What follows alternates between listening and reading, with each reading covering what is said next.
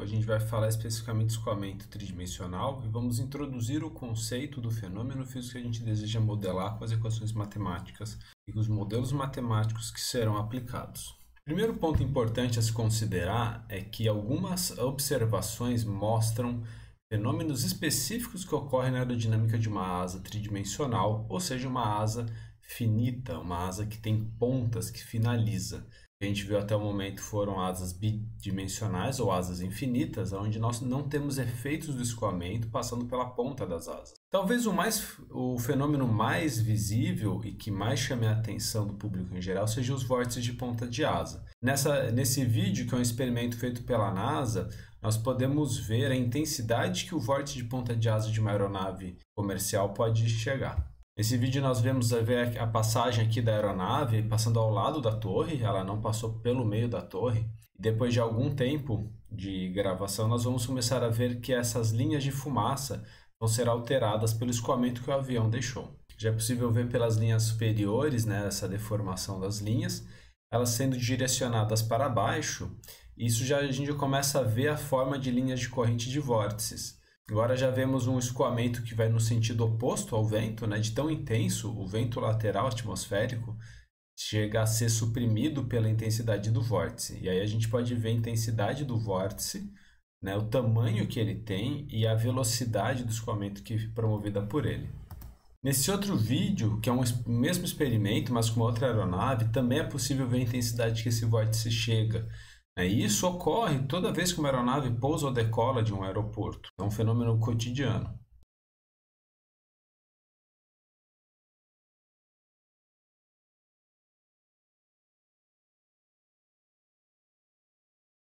Esse experimento não tinha muito vento atmosférico no momento, então a intensidade do vórtice ele fica bem visível aí, sem deslocamento horizontal. Vocês podem ver quão intenso é esse vórtice e que ele fica mais ou menos na linha que passou a asa da aeronave. Tá? Esses vórtices eles são tão intensos que eles podem causar acidentes aeronáuticos. Se o avião que vem logo atrás, né, seja num pouso ou numa decolagem, logo depois da passagem de uma aeronave muito grande, pequenas aeronaves podem ser derrubadas por esses vórtices de tão intensos que eles são. Bom, além dos vórtices de pontas de asa que foram visualizados naqueles experimentos com a fumaça, aqui nós vamos observar outro fenômeno importante que ocorre na sustentação de uma asa. Nessa visualização que a gente tem nessa foto, nós vemos a condensação de vapor ocorrendo na região do extradorso dessa asa. Isso vem por causa da queda de pressão que promove o resfriamento do ar naquela região, então a umidade do ar acaba condensando. Nós podemos ver que essa altura na qual ocorre essa condensação, ela varia da ponta da asa até a raiz. Então, desde essa região aqui na ponta da asa até na região da raiz, essa região de condensação muda de tamanho. Isso tem uma relação direta, mas não exatamente a mesma forma, mas tem uma relação direta com a intensidade da sustentação naquela região. Então, onde você tem mais espessura, nós temos mais redução de pressão. Isso significa que temos mais sustentação, por assim dizer. Então, a gente observa que ao longo da asa existe uma diferença na sustentação gerada, sendo uma tendência a essa sustentação ser maior na raiz do que na ponta da asa. Então, o modelo que nós temos que desenvolver para poder modelar matematicamente a sustentação de uma asa também precisa considerar toda essa variação de sustentação desde a raiz da asa até a sua ponta.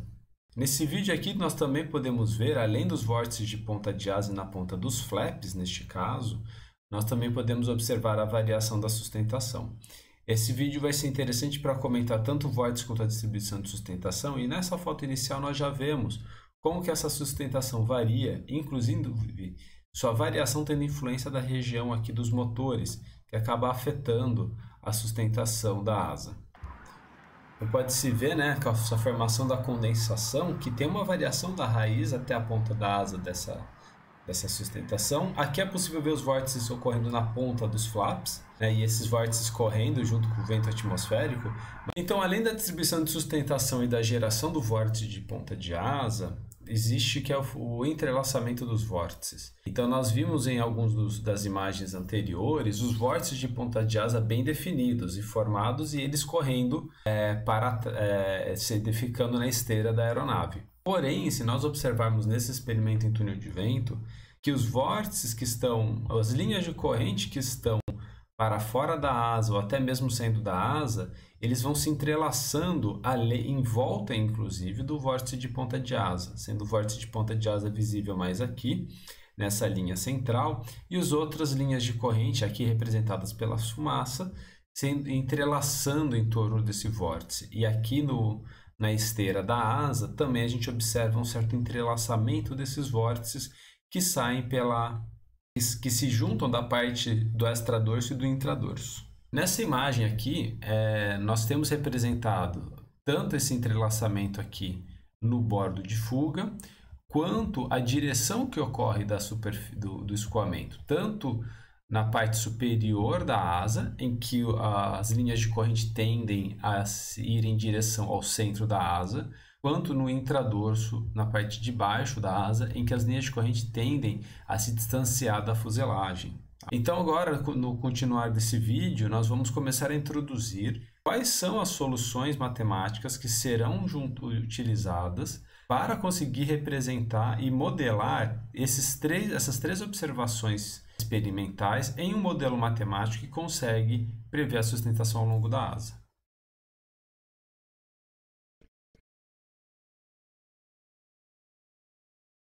Bom, vamos agora desenvolver um modelo matemático do escoamento potencial em torno da asa, né, da nossa asa finita, também conhecido como Lifting Line Theory, né, ou linha de sustentação de Prandtl.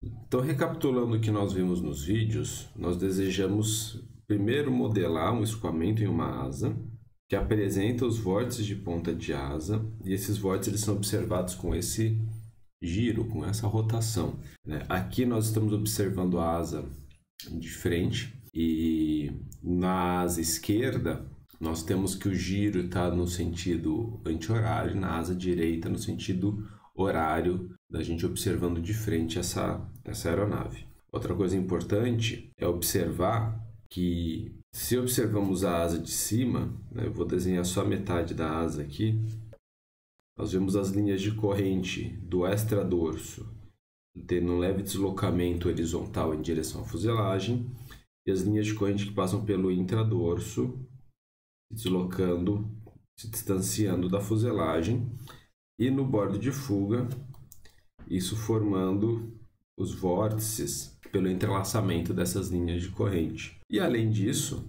nós observamos naquele vídeo da condensação do vapor em cima da asa, mas que nos experimentos isso é medido a partir de tomadas de pressão ao longo da envergadura da asa, que a sustentação da asa ela varia e ela diminui até a ponta da asa, sendo essa sustentação aqui dada pelo teorema de Kutta-Joukowski, onde a circulação local, a circulação numa determinada posição y da asa, ela varia com a posição. Se a gente observar aqui, né, a posição y e a posição z.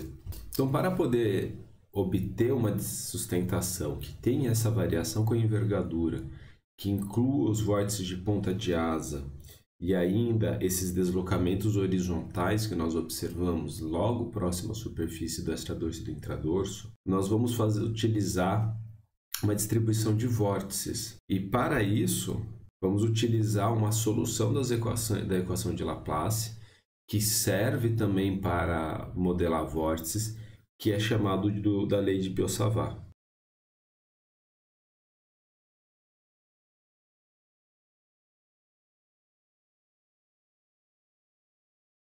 Então, a lei de Biot-Savart, ela nos permite criar um filamento de vórtice, e considerando o diferencial desse filamento, representado por esse vetor dl, o nosso diferencial de velocidade induzido por esse diferencial de filamento é dado pela circulação desse filamento, dividido por 4π, que multiplica o vetor diferencial do filamento, produto vetorial com o vetor posição do ponto P, o vetor posição relativa entre o ponto P e o filamento infinitesimal, dividido pelo módulo do vetor posição ao cubo. Essa utilização do vórtice, do filamento de vórtice, a partir da lei de Biot-Savart, ela foi feita pela primeira vez por Hermann von Helmholtz. E ele utilizou a lei de Biot-Savart definindo o que é chamado de teorema de Helmholtz, que usa dois princípios para modelar o escoamento na asa utilizando a lei de Biot-Savart e o filamento de vórtice. Primeiro preposto que ele faz é de que a intensidade do vórtice é constante. E o outro pressuposto é de que esse filamento ele não pode ter um fim dentro do escoamento. Então, o filamento... Esse segundo pressuposto de que o filamento não termina no escoamento, ele vai representar que esse filamento de vórtice, portanto, ou terá que terminar em uma parede, ou tem que sair para fora do domínio, ou tem que formar uma curva fechada. Então, você pode utilizar o filamento com intensidade constante, definir uma forma conveniente e fechar ele como se fosse um anel, com qual forma que tiver. Mas você não pode deixar uma ponta solta desse filamento de vórtice. Então, tendo agora o teorema de Helmholtz em mente, nós vamos definir a estrutura de filamentos de vórtice que vão representar o escoamento na nossa asa. Então, vamos começar pelo mais simples, que é chamado de vórtice e ferradura. Então, no nosso caso, nós vamos representar o escoamento usando o vórtice ferradura em uma asa reta, ou seja, não tem flechamento. Nós vamos posicionar o filamento na linha de 1/4 da corda, e essa linha de 1/4 da corda tem que ter ângulo fixo constante igual a 0. Então, vou desenhar aqui uma asa simples para a gente observar.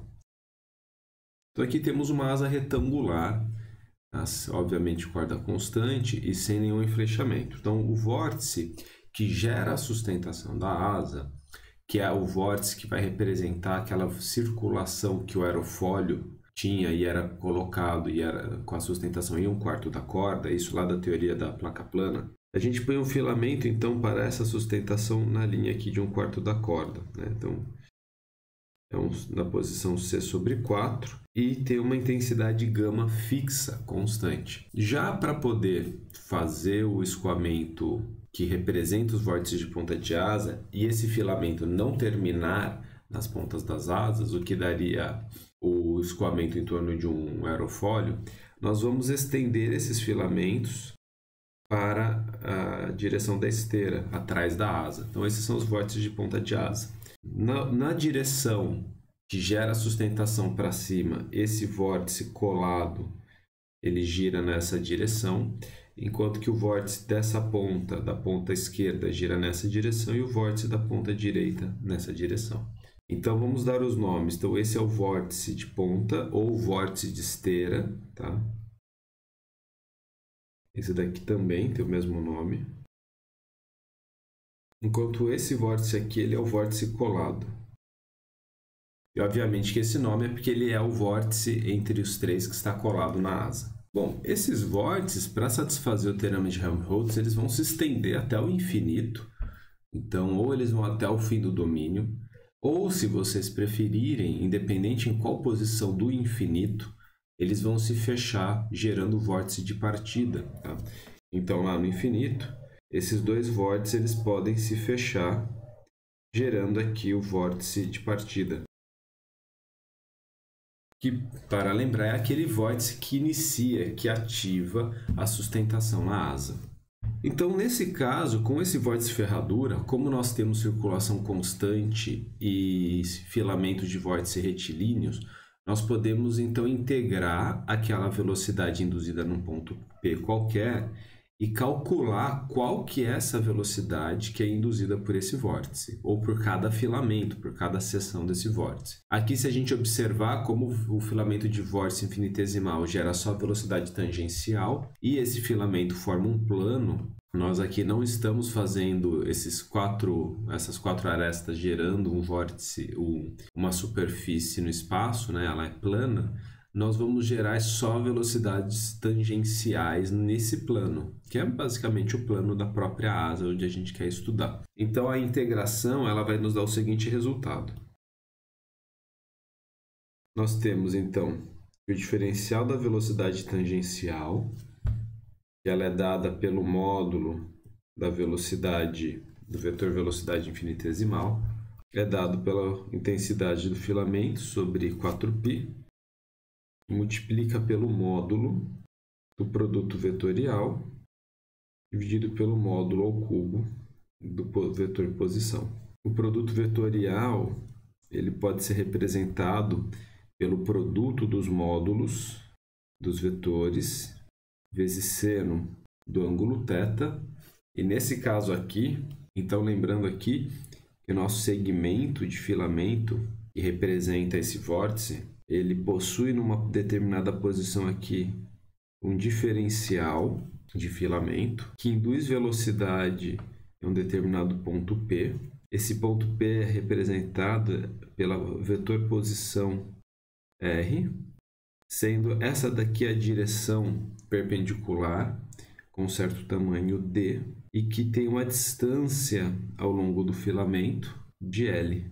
O ângulo θ, nesse caso aqui, é dado por esse ângulo aqui. Portanto, o nosso comprimento L pode ser escrito pela distância D tangente do ângulo θ, o que nos resulta que o diferencial dl, o módulo desse dl, é menos a distância do ponto com o segmento, vezes dθ, dividido por seno ao quadrado de θ. E a distância d também pode ser representada pelo módulo do vetor posição, seno do ângulo θ. Ou seja, nossa diferencial de velocidade tangencial pode ser dado por γ sobre 4π, módulo de dl, módulo de r, seno de θ, que divide pelo módulo de r ao cubo, obviamente simplificando, cortando aqui os módulos, sobra dividido o módulo ao quadrado, o que resulta em γ sobre 4π, substituindo agora o dl, o módulo de dl, pela expressão aqui em cima, nós temos menos d sobre seno ao quadrado de θ, vezes dθ, seno de θ, dividido. Também aqui vamos substituir o módulo de d, substituindo por esse valor aqui, dando d quadrado dividido por seno ao quadrado, o que nos resulta em menos γ sobre 4π, seno de θ sobre a distância d dθ. E agora, para a gente integrar, precisamos ter em mente que esse segmento, ele tendo um começo e um fim, então o segmento do filamento, ele tem um começo e um final, e o ponto P sendo representado por uma distância perpendicular a esse segmento e posições relativas dadas por ângulos entre as extremidades, representados por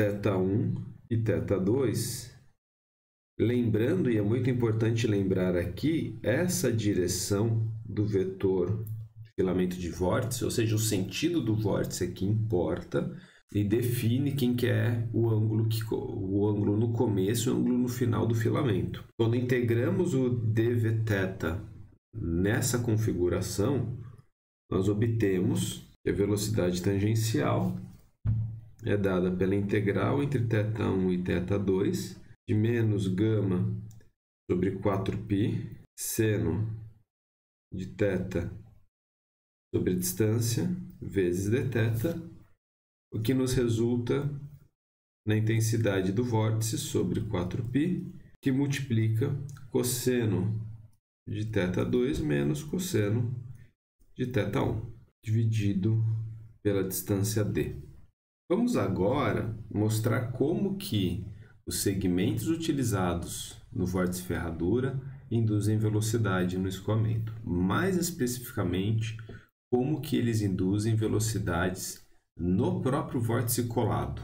Então, representando aqui a asa com o vórtice colado e os dois vórtices de esteira, Lembrando que esses vórtices de esteira se estendem até o infinito. O vórtice colado não gera velocidade nele mesmo. Ele gera velocidade, ele induz velocidade na região em que estão os vórtices de esteira. E os dois vórtices de esteira induzem velocidade no vórtice colado. Em uma determinada posição aqui da envergadura, esses dois vórtices, com esses dois sentidos aqui, induzem uma velocidade vertical para baixo, denominada de downwash, alterando o escoamento local do vórtice colado, que antes só recebia o escoamento uniforme. Agora a gente tem uma certa variação de ângulo induzido pelos vórtices de esteira, pelos dois vórtices de ponta de asa. Então vamos representar esse vórtice ferradura num sistema de referência, dado aqui pela direção x para trás, direção y para o nosso lado direito. Nosso vórtice ferradura, ele vai da ponta da asa esquerda até a ponta da asa direita, e os dois vórtices se estendem do vórtice colado até o infinito, sendo as direções dadas por esses sentidos, sendo aqui o menos b sobre 2 e aqui o b sobre 2, lembrando que b é toda a envergadura da asa, e nós queremos calcular as velocidades em um determinado ponto P, representado por uma coordenada y, né? Do lado esquerdo negativo, do lado direito positivo. Então eu vou denominar a velocidade induzida pelo lado esquerdo, né, pelo vórtice de esteira da asa esquerda, da ponta da asa esquerda, de downwash 1, que é dado por gama sobre 4π. Nesse caso aqui, o nosso ângulo θ2 é dado por π sobre 2 e o nosso ângulo θ1 é dado por π. Ou seja, nós vamos ter aqui cosseno de π sobre 2 menos cosseno de π dividido pela distância d, que aqui a distância d é dada por b sobre 2 mais y. Enquanto que o downwash da ponta da asa direita é dada por cosseno de 0 menos cosseno de π sobre 2 sobre y menos b sobre 2. Aqui vale notar que no caso da ponta, do vórtice de ponta de asa da asa esquerda, o vetor gama está apontado na direção negativa para x. Portanto, aqui nós temos um sinal negativo da intensidade do vórtice. Então, aplicando as simplificações, porque o cosseno de π sobre 2 é 0, o cosseno de π é menos 1 e o cosseno de 0 é igual a 1, e somando essas duas velocidades, nós temos que a velocidade induzida numa posição y é dada por menos gama sobre 4π, que multiplica b dividido por b sobre 2 ao quadrado menos y ao quadrado. Esse tipo de expressão para a variação desse downwash resulta numa velocidade induzida, uma velocidade vertical induzida da seguinte forma. Aqui nós temos o vórtice colado e os vórtices de esteira. Nosso sistema de referência está posicionado aqui. Temos uma velocidade induzida que segue uma forma como essa aqui, em que a velocidade downwash, o downwash induzido, ele vai a infinito na ponta das asas, porque a gente está indo em cima do vórtice, né? A distância vai a 0, e tem um valor mínimo na raiz da asa. Esse modelo feito até agora, ele só consegue modelar para a gente uma asa que a sustentação não varia da ponta até a raiz, que ela é fixa.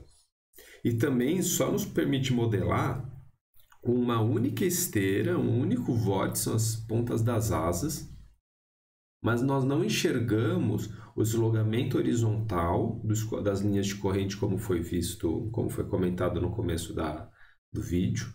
Não nos permite calcular a variação da sustentação ao longo da asa. Então, no próximo vídeo, nós vamos desenvolver essa formulação que permite ter a variação da sustentação ao longo da asa, representar os vários vórtices de esteira que saem pela esteira da asa e que ainda nos permite representar o escoamento lateral que nós observamos no extradorso e no intradorso. Então, até o próximo vídeo.